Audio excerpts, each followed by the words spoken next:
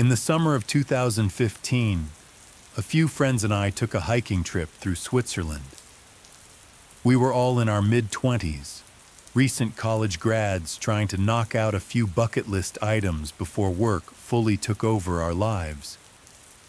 The plan was to spend 5 days hiking portions of the Via Alpina Trail, starting near Meiringen and cutting through Bernese Oberland. We stayed in hostels or huts when available, but some nights we camped off-trail with just our gear. I'd done hikes like this before back in the States, but nothing on this scale. The scenery, green pastures, jagged cliffs, glacial valleys, was beyond anything I'd seen.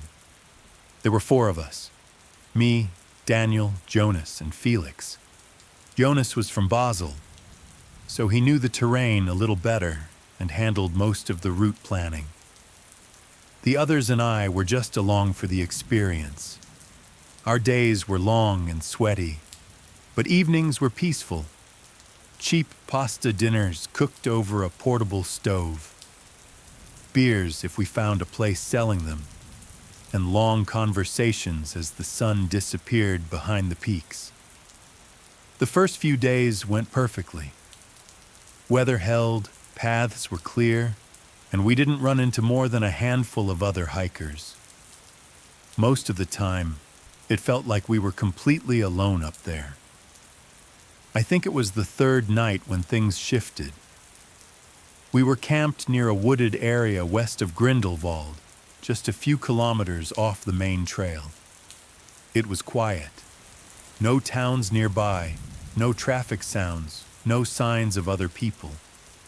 Around sunset, Daniel was collecting firewood near the edge of the forest when he came back and told us, kind of nervously, that he thought he saw someone standing way back in the trees. He said the guy wasn't moving, just watching. We figured it was probably another hiker or maybe a farmer passing through. Still, we all looked. No one was there. The next morning, we chalked it up to Daniel being tired or seeing shadows. We broke down camp early and kept moving. The route that day was steep but beautiful. Lots of switchbacks carved into the side of a ridge, views down into deep valleys dotted with barns and clusters of cows. Sometime after lunch, we passed through a narrower stretch of forest. It was darker and colder in there, and none of us talked much. We all felt a little off, like we were being watched. I remember turning around more than once, thinking I'd heard twigs snapping behind us, but I never saw anything. The weird part was how quiet everything was. No birds, no wind, just our boots on the dirt. About an hour before we planned to stop for the night, we came out of the trees and found a small, overgrown clearing. There were signs someone had camped there recently. Ashes from a fire, an empty can, even some nylon rope still tied to a tree. Jonas thought it might be a shepherd or solo hiker, but he didn't sound convinced. None of us wanted to stay there, so we pushed another couple kilometers past where we originally intended and found a flatter, more open spot near a stream. That night, we didn't make a fire. Everyone seemed on edge, especially Felix. He kept checking his phone, even though none of us had signal out there. I woke up sometime around 3 a.m. to pee and stepped out of the tent. It was dead silent, colder than it had been, and there was a layer of fog sitting low over the ground. As I turned toward the trees, I saw something, or someone, standing just inside the tree line, maybe 15 or 20 feet away. They were completely still. What stood out most was the face. It was covered by a mask, not a ski mask or anything like that. It looked homemade, maybe out of paper or cloth. No color, no features, just blank, like something out of a play or ritual. I froze, didn't move, and the figure didn't move either. After what felt like a full minute, I backed up slowly and went back into the tent without waking anyone. I didn't sleep the rest of the night. In the morning, I told the others. Jonas thought I was messing with them, but Felix believed me right away. He said he'd heard someone walking around our tents just after midnight, but when he looked outside, he didn't see anything. That was enough to convince us to cut the trip short. We packed fast and hiked all morning, aiming to make it down to a village where we knew we could catch a bus. It was quiet again, almost too quiet. Every now and then, we'd stop and just listen. Once, we heard what sounded like footsteps pacing slowly just out of sight in the woods, but when we called out, no one answered. About 2 hours out from the valley road, we reached a spot where the trail split. One fork led down toward the village, and the other curved around a rock face and into thicker forest. Right at the split, we found something tied to a tree, another mask. This one was different. It had slits for eyes, and the edges were scorched, like someone had held it near a fire. Underneath it was a folded square of paper wedged into the bark. We didn't touch it. We didn't say much either. We just turned and practically jogged the rest of the way down, stopping only once to make sure no one was behind us. I kept looking back up the path and felt like we weren't alone. When we got to the village, we went straight to a cafe and stayed there until the bus came. None of us ever filed a report or told anyone local. I think we were just relieved it was over. But that night, back at our hostel in Zurich, I checked my phone and noticed something weird. In one of the photos I'd taken at camp, just a shot of our tents and the forest behind, there was something in the background. I zoomed in. Way in the distance, between two trees, there was a figure, barely visible, wearing black, looking straight toward the camera. I never showed it to the others. I deleted it that same night.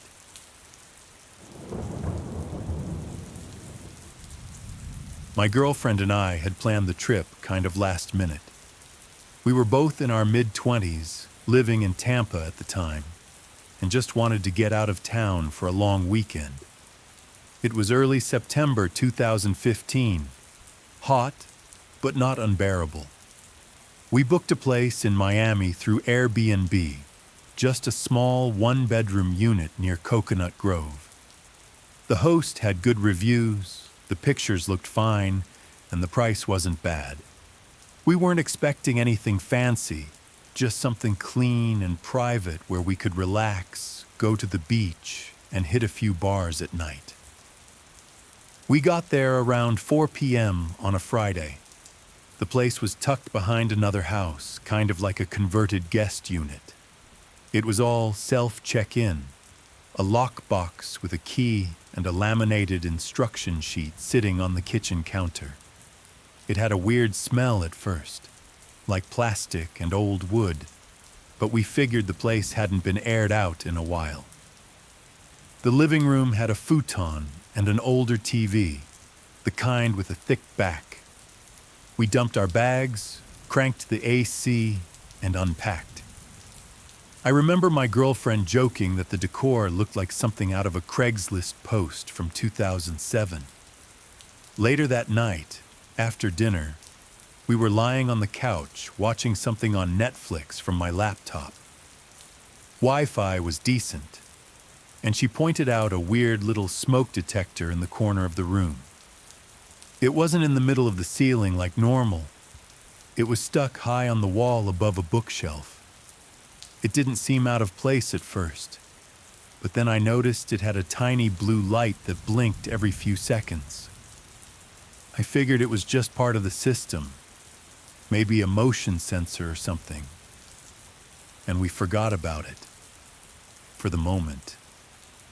The next morning, while my girlfriend was in the shower, I was making coffee and noticed that the blinking blue light on the smoke detector wasn't blinking anymore. That struck me as weird. I pulled a chair over and got a closer look. It didn't have any kind of brand label, no vent holes like a normal detector, just a small circular lens in the middle. That's when I realized it looked exactly like those cheap hidden cameras I'd seen online.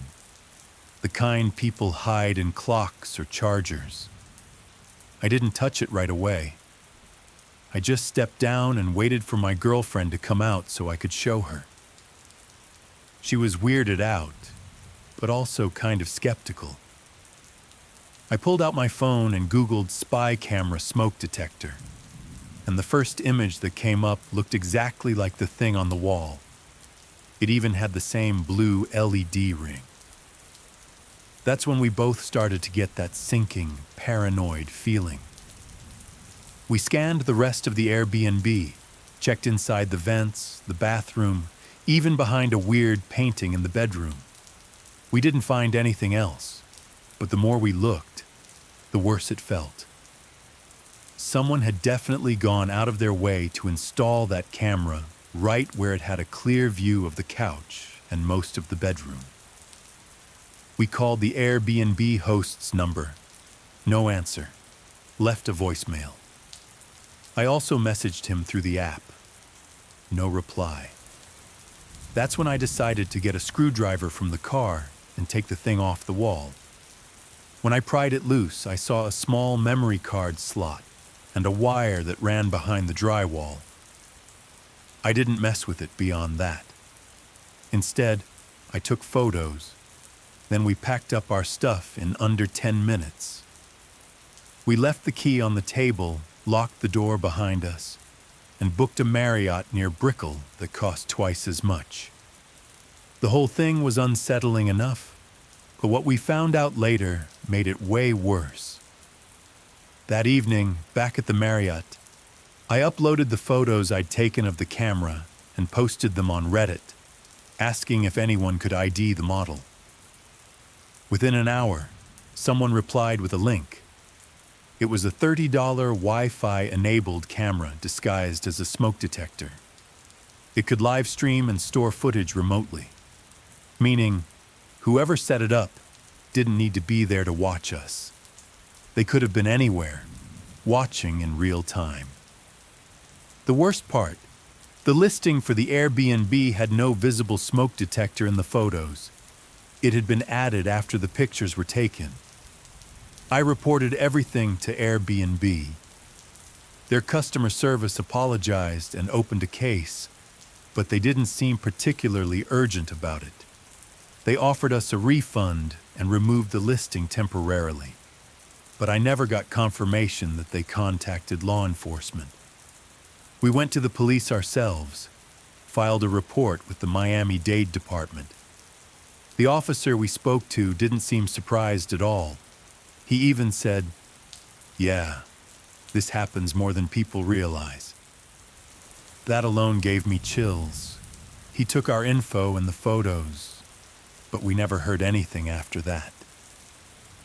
2 weeks later, I randomly checked the Airbnb listing again. It was back up. Same place, same host, same photos. Still no mention of the smoke detector. We flagged it again, but nothing happened. We both deleted the app after that. I still wonder how many people stayed there without noticing.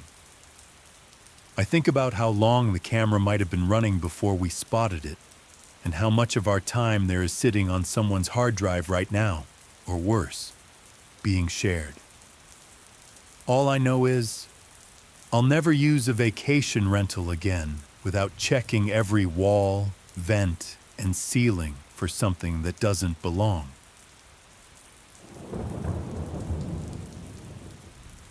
Back in 2015, I had just moved into a one-bedroom apartment near Echo Park. It wasn't a bad spot. Older building, creaky floors, but quiet. I worked nights editing freelance video, so my schedule was off from most people. I ordered food a lot, mostly from Postmates or Grubhub, especially on those late nights where I didn't feel like cooking. It was one of those things you stop thinking about after a while. Tap the app, pick something, eat, move on. One Friday night in early spring, I ordered Thai from a place on Sunset.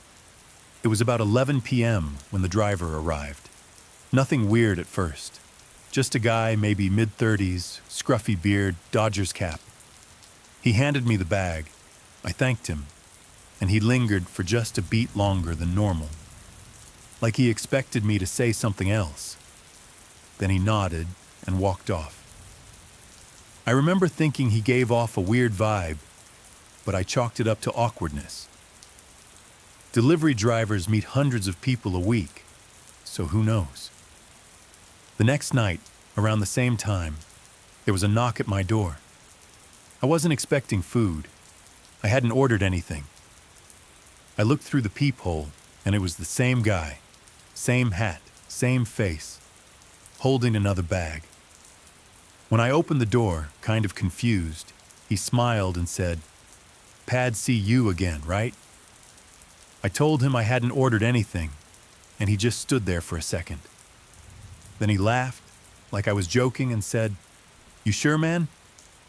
I told him again, firmly, no, and after another second, he turned around and left. I checked my phone. No charges, no mistaken orders, nothing. After that second visit, I figured it was just a mix-up. Maybe someone in the building ordered and gave the wrong apartment number. Still, it bugged me a little, so I kept an eye out.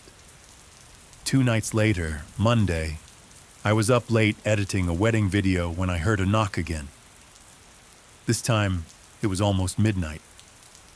I muted my speakers, stood up, and looked through the peephole. Same guy, no food this time.